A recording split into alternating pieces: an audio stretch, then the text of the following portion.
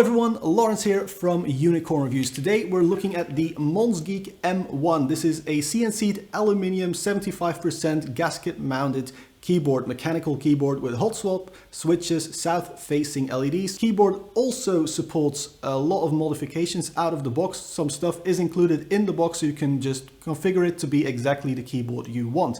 Now, if I just show you this keyboard, it looks an awful lot like a GMMK Pro, but this one is 155 euros on echogear.de, whereas the GMMK Pro is about 170 euros. The Keychron Q1 version 2, that is 160 euros. That's also going to be a competitor to this one, but I'm going to stop showing this ugly face and start showing this gorgeous keyboard. Alright, so packaging on the Monsgeek M1, as you can see, looks pretty cool, but we're not going to bother with that for too long.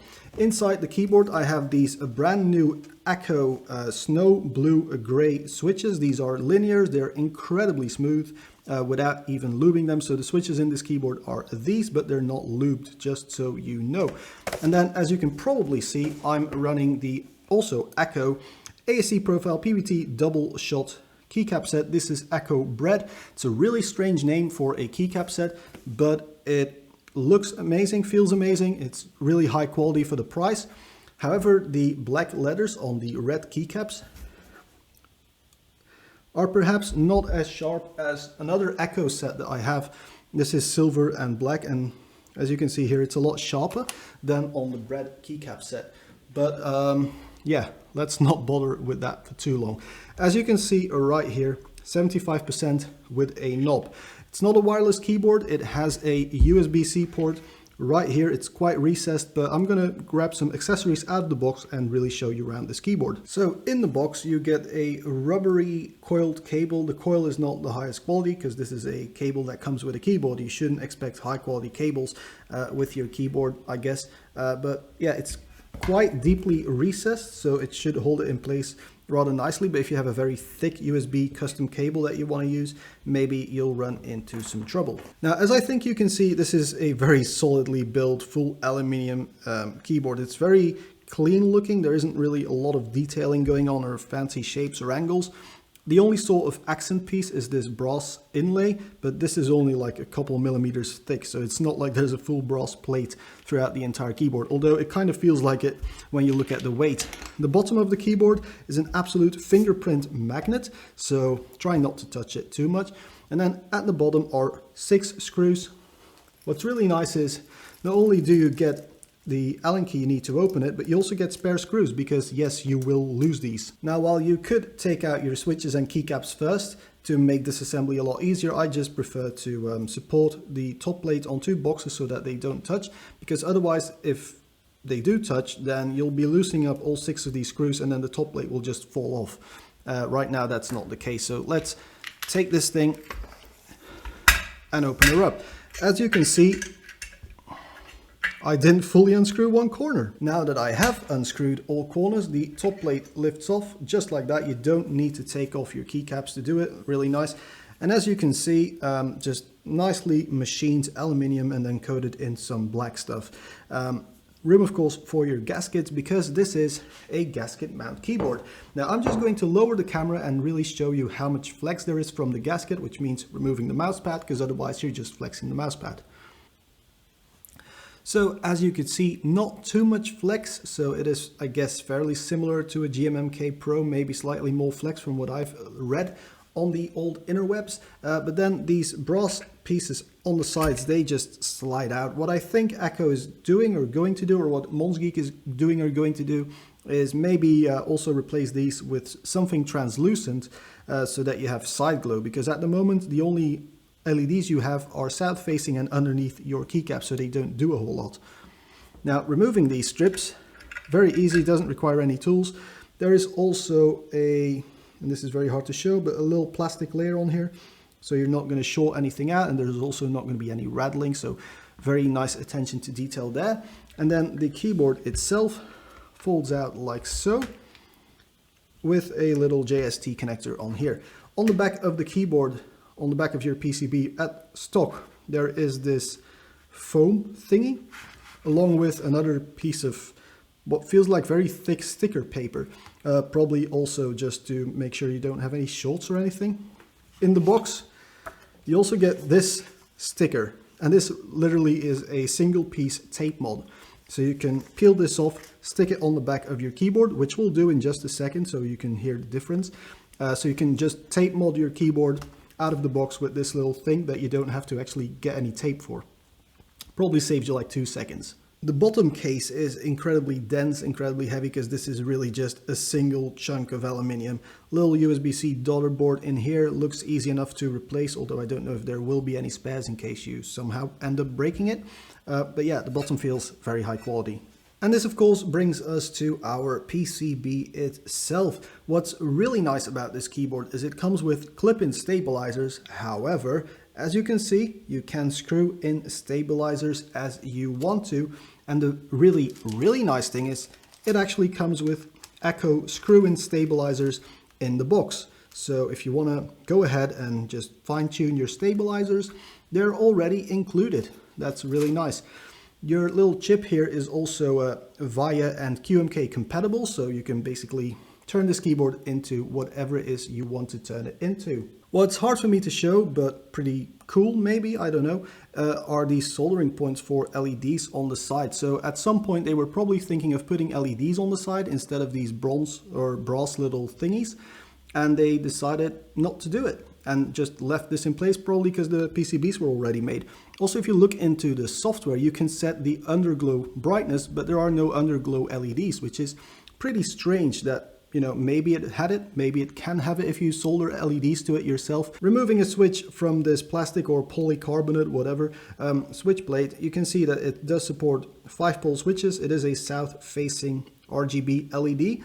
And that's about all you really need to know about that. Also, it uses the standard Echo gasket finger thing, which is a really nice way of doing it because these are very easy to find, not just from Echo, but also other brands, and they are quite soft. What would be really cool is if you could get different sort of softness or hardness gaskets, but no additional gaskets were included with this keyboard. What is included though, other than the awesome screw-in stabilizers that I just talked about, are also some stabilizer pads. So again, you don't have to cut up any tape yourself. You have these included in the box. Big piece of advice here, if you are going to use these, do it before assembling the entire keyboard. Quick sound check on the snow blue gray Echo switches, unmodified switches, stock keyboard, so no looping, no fancy stabilizer tuning, none of that. Let's have a look and hear what it sounds like.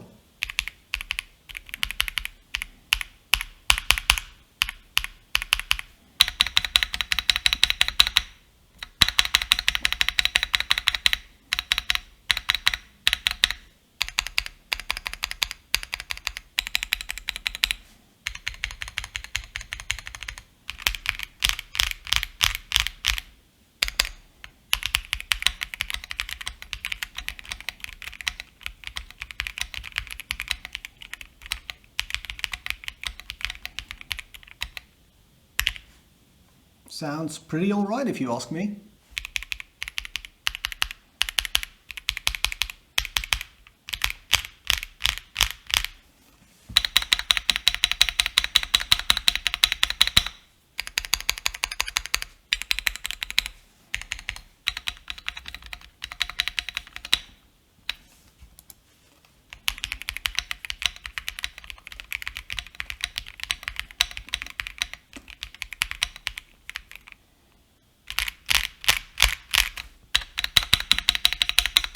So you just heard the sound test between stock and modified with the included tape mod, the included screw-in stabilizers, and the little stabilizer pads.